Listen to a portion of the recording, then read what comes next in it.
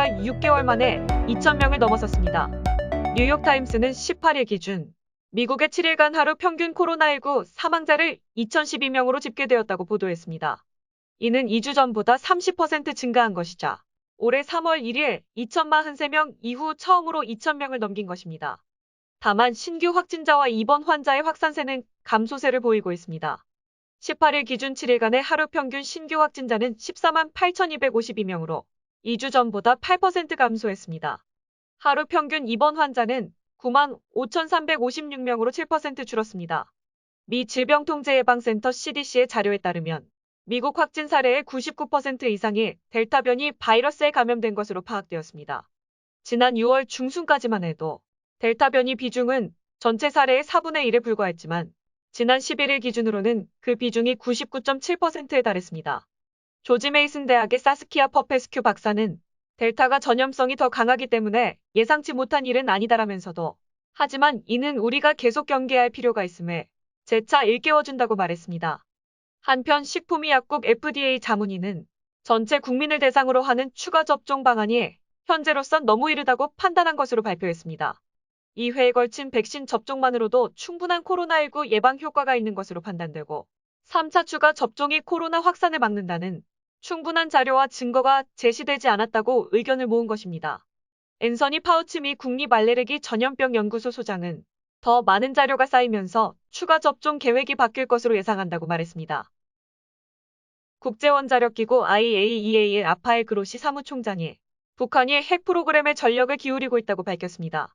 그로시 사무총장은 20일에 열린 제65차 IAEA 총회에서 북한에서 플루토늄 분리와 우라늄 농축, 다른 활동들에 대한 작업이 전속력으로 진행되고 있다고 말했습니다.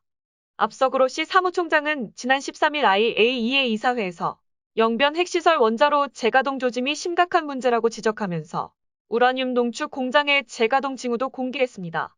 이어 북한 강선 지역에 위치한 핵시설에서 계속되는 활동 징후가 있었다면서 북한의 핵 프로그램 지속은 유엔 안전보장이사회의 관련 결의안을 명백히 위반하는 것으로 매우 유감스럽다고 말했습니다. IAEA는 지난달 27일 보고서를 통해 북한이 올해 2월 중순부터 7월 초까지 방사화학 실험실을 운영한 징후가 있었다고 지적했습니다. OMW 원자로는 북한의 핵무기 제작과 관련된 핵심 시설로 여기에서 가동 후 나오는 폐연요봉을 재처리하면 핵무기 원료인 플루토늄이 추출됩니다. 이와 함께 IAEA는 올해 2월 중순부터 7월 초까지 OMW 원자로 근처에 있는 폐연요봉 재처리 시설인 방사화학 연구소가 가동된 정황도 있다고 전했습니다. 현재 IAEA의 핵시설 사찰단은 2009년 4월 북한에서 추방된 이후 북한 핵시설에 직접 접근을 하지 못하고 있습니다. 이 때문에 IAEA는 북핵 프로그램 감시를 위해 정보 수집을 강화하고 고해상도 상업위성의 이미지 수집과 분석을 확대하고 있습니다. 그로시 사무총장은 이 보고서에서 북한 내 핵시설 재가동 징후가 포착된 데 우려하며 유엔 안보리의 대북결의 의무 준수를 촉구했습니다. 집 융자는 제가 제일 잘합니다. 표정원 융자. 한 곳에서 시작된 안정된 미래. 선우엔 선우보험. 주택, 렌트관리, 상가 건물 전문. 이선미 부동산. 허리가 아프면 허리하세요. 초이스원 헬스센터. 크레딧 카드 빚 최대 80%까지 탕감해 드립니다. O3 컨설팅. 감동을 주는 건강한 김치. 코리아 김치. 메디케어. 오바마케어 전문. 이정숙 보험. 40여 년간 교민 여러분과 함께 성장해온 애틀란타 종합보험. 일론 머스크의 우주 탐사 기업 스페이스X가 지난 15일 민간인 4명을 태운 로켓을 쏘아 올렸습니다. 스페이스X의 인스피레이션 4호는 나사의 케네디 우주센터에서 발사되어 3일간의 궤도 비행을 마치고 대서양 바다로 무사히 돌아왔습니다. 순수 민간인들의 지구 궤도 비행에 성공한 것은 이번이 처음으로 우주 관광 시대의 신호탄이 될 것이란 평가가 이어지고 있습니다. 인스피레이션 4로 명명된 이번 프로젝트는 우주선 선장을 맡은 억만장자 제러드 아이잭먼이 2억 달러로 추산된 비용 전액을 부담한 것으로 알려졌으며 간호사와 이라크전 참전용사 등 미국 민간인 3명이 우주선에 함께 탑승했습니다. 탑승할 민간인들은 지난 3월에 선발된 이후 6개월간 우주 여행을 위해 혹독하고 광범위한 훈련을 받았습니다. 국제우주정거장보다 160도 높은 지점에 도착한 이들은 사흘 동안 매일 지구를 15바퀴 이상 돌았습니다. 당초 목표 고도는 575였으나 실제로는 585 지점까지 도달했고 이는 1972년 나사의 아폴로 계획 이후 인류가 도달한 우주 공간 중 가장 먼 곳입니다. 탑승객들은 자동으로 제어되는 우주선 내에서 단체 사진을 찍었고 노래를 듣거나 피자와 샌드위치, 파스타, 양고기로 식사를 하며 여행을 즐겼습니다. 스페이스X는 우주 관광객들의 귀환 과정을 유튜브로 생중계했습니다. 스페이스X 미션 컨트롤팀은 여러분의 이번 임무는 우주가 우리 모두를 위한 곳이라는 사실을 세계에 보여줬다고 환호했고 아이잭 머는 우리에게 굉장한 놀이기구였다고 화답했습니다. 인스피레이션 4호의 우주선 발사 현장은 물론 민간인 우주선 탑승객 선발 과정과 귀환 모습까지 담은 영상은 넷플릭스를 통해 공개될 예정입니다. 첫 번째 우주 관광을 무사히 마친 스페이스X는 앞으로 1년에 최대 6차례 관광선을 발사하는 방안을 구상 중이며 이런 우주 관광은 벌써 4건 예약이 완료되었다고 합니다. 다른 우주 관광 기업인 버진 갤럭틱의 티켓은 5억 원을 넘는데도 벌써 예약이 잔뜩 밀려 있습니다. 이처럼 여러 우주 기업들이 경쟁하듯 시험 비행에 나서고 있는데 이는 앞으로 더 많은 사람이 해외여행을 가는 것처럼 돈만 내면 누구나 우주를 경험할 수 있을지 알아보려는 과정입니다. 하지만 환경에 안 좋은 영향을 미친다는 걱정도 나오고 있습니다. 우주선을 발사할 때마다 엄청난 양의 탄소가 배출되는데 6명이 탑승했던 버진 갤럭틱 우주선은 여객기 한 대보다 60배나 많은 탄소를 배출했습니다.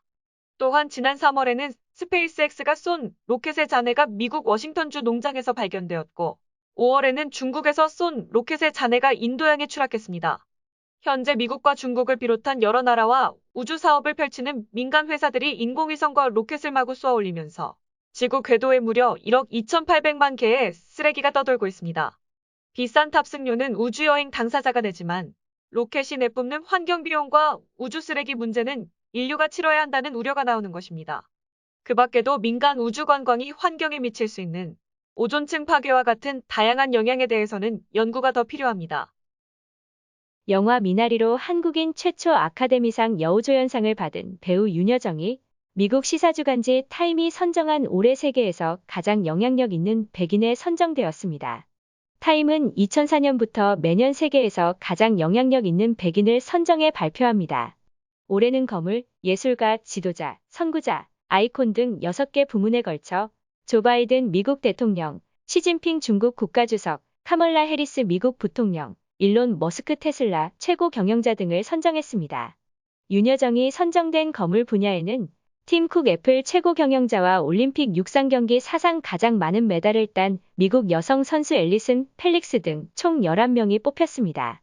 윤여정은 지난 4월 영화 미나리 순자 역으로 제93회 아카데미 시상식에서 한국 배우 최초로 여우조연상을 받았으며 아시아 배우로는 1957년 영화 사요나라의 우메키 미요시 이후 64년 만의 수상입니다. 윤여정은 순자 역으로 미국 배우조합상, 영국 아카데미상 등 세계 각국 유력 영화제에서 42관왕에 올랐습니다. 한국 배우 최초로 아카데미 유리천장을 뚫은 그녀는 유쾌한 입담으로도 세계적 주목을 받았습니다. 스티븐 연은 타임에 실린 추천사에서 윤여정만큼 자신감 있는 사람을 만나본 적이 거의 없다. 그것은 깊은 곳에서 우러난 자신감이라고 생각된다며 이제는 전 세계가 그의 존재를 알게 돼 기쁘다고 했습니다. 윤여정은 선정 소식에 대해 내가 늘 하던 일을 했을 뿐인데 과분한 칭찬을 받은 한 해였다. 100인에 내가 뽑혔다는데 나도 놀라고 있다며 긍정적인 좋은 영향을 주는 사람이었기를 바라며 나보다 훨씬 훌륭한 분들과 같이 이름을 올리게 돼 영광으로 생각한다고 말했습니다. 러빙엔즈 방문간호에서 간병 전문의를 모집합니다. 주 업무는 고객분들의 일상생활 보조입니다. 합법적으로 근무가 가능한 조지아 거주자분들은 모두 지원 가능합니다. 애틀란타 직업전문학교에서 2021년도 신입 학생을 모집합니다. 메디컬 어시스턴트 학과, 미디어 영상학과가 개설된 본교 입학 문의는 전화로 상담 가능합니다. 애틀란타 TV는 러빙엔즈 시니어 센터, 수지 홈케어가 함께합니다.